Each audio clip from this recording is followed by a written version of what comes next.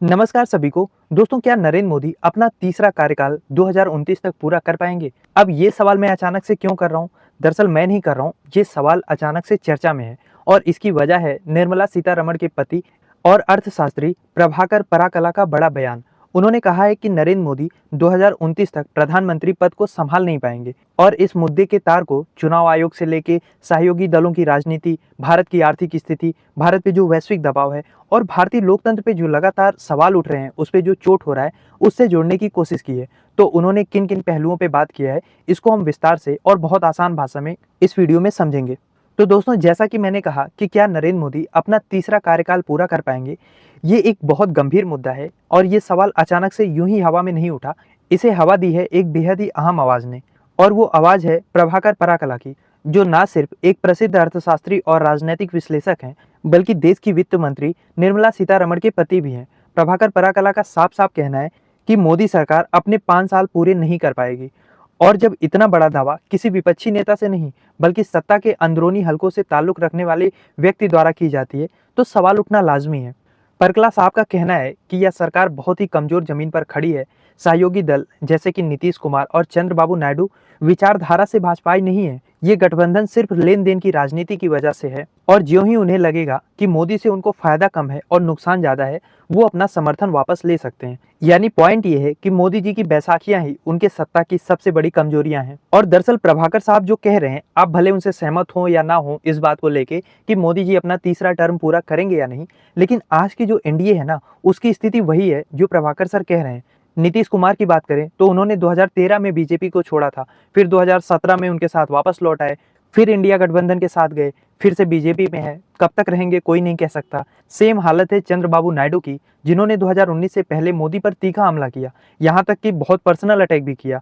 वो आज भले ही मोदी जी के साथ हैं, लेकिन वैचारिक रूप से उनमें और मोदी जी में दिन और रात का फर्क है। अजीत पवार की बात करें तो उन पे मोदी जी भी भ्रष्टाचार का आरोप लगाते थे, पवार साहब मोदी और शाह पे लगाते थे।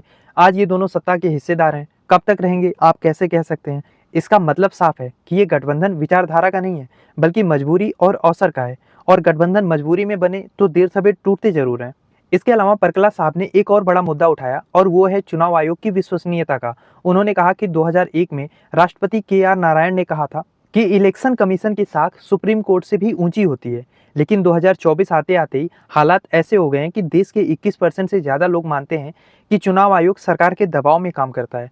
परकला का आरोप ये भी है कि 2024 के चुनाव में वोटिंग आंकड़ों में बड़ी गड़बड़ी की गई थी। उनके अनुसार लगभग 5 करोड़ वोट ज़्यादा गिने गए, और उसका सीधा फायदा बीजेपी लेड एनडीए को 79 सीटों पे हुआ, और अगर ये हेरफेर ना होता तो विपक्ष सत्ता के बहुत करीब था, ऐसा परकला साहब का कहना है। और अगर ये आरोप सच में सही साबित होते हैं, तो लोकतंत्र की जड़ों को हिलाने के लिए इससे बड़ा शॉक वेव नहीं हो सकता। और एक अर्थशास्त्री होते हुए परकला जिस आत्मविश्वास से ये बयान दे रहे हैं, उससे सवाल और भी गहरे हो जाते हैं। और अगर हम लोकतंत्र की तस्वीर देखें तो पिछले कुछ सालों में संसद की कार्रवाई कैसी हुई है, हम सभी ने देखा। किसान कानून आए, बिना बहस के पारित हो गए, फिर बिना बहस के वापस भी ले लिए गए। महत्वपूर्ण विधायकों पर विपक्ष को या तो बाहर कर दिया जाता है, या तो बोलने का मौका ही नहीं दिया जाता। संसद से 140 से ज्यादा सांसदों को निलंबित किया जाता है। क्या ये लोकतंत्र की सेहत पे चोट नहीं है? क्या लोकतंत्र सिर्फ संख्या बल से चल सकता है, या फिर लोकतंत्र की असली सार वहाँ पे बहस, संवाद, असहमति, इन सब में रखा है? इसके अलावा अगर हम आर्थिक लेंस से भी देखें तो मोदी सरकार की आज सबसे बड़ी चुनौती इकोनॉमी है। रुपया डॉलर के मुकाबले लगातार गिर रहा है, महंगाई बढ़ रही है, बेसिक चीजें खरीदने के लिए लगातार जनता त्राही त्राही कर रही है, बेरोजगारी रिकॉर्ड स्तर पे हाई है। और मोदी जी के कुछ दोस्तों को छोड़ दें तो ज्यादातर चाहे छोटे बड़े मध्यम जो भी उद्योगपति हैं, वो सरकार से खुश नहीं है, क्योंकि प्रधानमंत्री सिर्फ कुछ चुनिंदा कारपोरेट घरानों पे इतने ज्यादा मेहरबान है कि इससे पूरे देश का नुकसान हो रहा है। और युवा पीढ़ी में कितना गुस्सा है, वो हमने दिल्ली में एसएससी का प्रदर्शन हो, या उत्तराखंड में पेपर लीक का प्रदर्शन हो, या लद्दाख से लेके असम तक हर जगह प्रदर्शन हो रहे हैं। हर जगह युवाओं में असंतोष उनको सड़कों पे ला रहा है, जो ये बता रहा है कि हमारी इकोनॉमिक हालत इस समय कितनी बुरी है। इसके अलावा परकला जी ने बीजेपी की जो हिंदुत्व वाली राजनीति है, हिंदू मुस्लिम का एजेंडा है, उस पर भी बहुत बड़ी बात बोली। उनका कहना यह है कि आम जनता हमेशा इस चीज को बर्दाश्त नहीं करती। 2024 और 2019 के चुनाव में मोदी ने इसे मुद्दा बना के जनता से वोट तो ले लिया, लेकिन जैसे ही 2024 में मोदी जी अपने कट्टर हिंदुत्व पे गए, मंगलसूत्र, मटन, मुसलमान ऐसी भाषाओं का प्रयोग किया, तो काफी हद तक 400 पार की उम्मीद रखने वाली बीजेपी को जनता ने 240 पे रोक दिया। और ये तो बस घरेलू समस्याएं हैं, वैश्विक स्तर पे हालत और खराब है। चीन लगातार सीमा पे आक्रामक है, अरुणाचल और लद्दाख में बार बार घुसपैठ कर रहा है।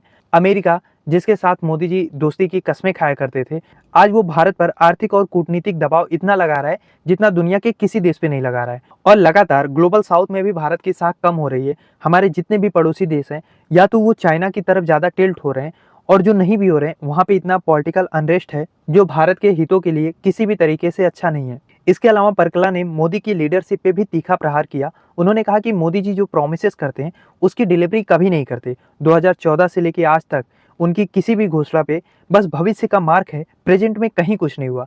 2014 की घोषणाएं 2022 तक पूरी करनी थी, 22 में नहीं हुई तो उसको घसीट के 24 ले गए, और 24 की घोषणाओं को 47 तक पूरा कर रहे हैं। लेकिन अब जनता जो है इस पोस्टपोन डिलीवरी से ऊब चुकी है और पूछ रही है कि आज आप हमें क्या दिए हो। परकला का कहना ये था कि अब ये घोषणाएं जनता के बीच में जोक बन चुकी हैं, लोग हंसते हैं और इससे पीएम की विश्वसनीयता कमजोर होती है। और यहाँ पे सबसे बड़ा सवाल ये है कि अगर मौजूदा हालात बने रहे तो क्या 2029 में असली में चुनाव हो भी पाएगा। परकला जी की चेतावनी ये है कि अगर विपक्ष अभी भी एकजुट नहीं हुआ और अगर चुनाव आयोग की भूमिका ऐसे ही सवालों में घिरी रही तो 2029 का चुनाव सिर्फ एक छलावा रह जाएगा, यानी सिर्फ नाम का लोकतंत्र रहेगा, नतीजा पहले से तय होगा। दोस्तों, लोकतंत्र की ताकत सदन की बहस, जनता की आवाज और सच्चे चुनाव में होती है। मोदी सरकार के तीसरे कार्यकाल पर जितने भी बादल मंडरा रहे हैं, चाहे आर्थिक संकट, युवाओं का असंतोष, सहयोगियों की नाराजगी, वैश्विक दबाव, चुनाव आयोग की साख, ये सब पे जो बट्टा लगा है ना, वो वाकई में एक डरावनी तस्वीर बनाती है।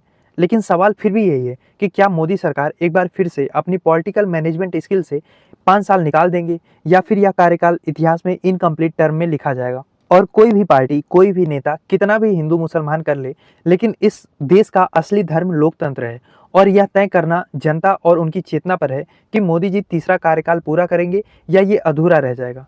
लेकिन मेरा सवाल आपसे ये है कि आपको क्या लग रहा है, क्या मोदी जी 2029 तक पीएम बने रहेंगे या बीच में हालात बदल भी सकता है?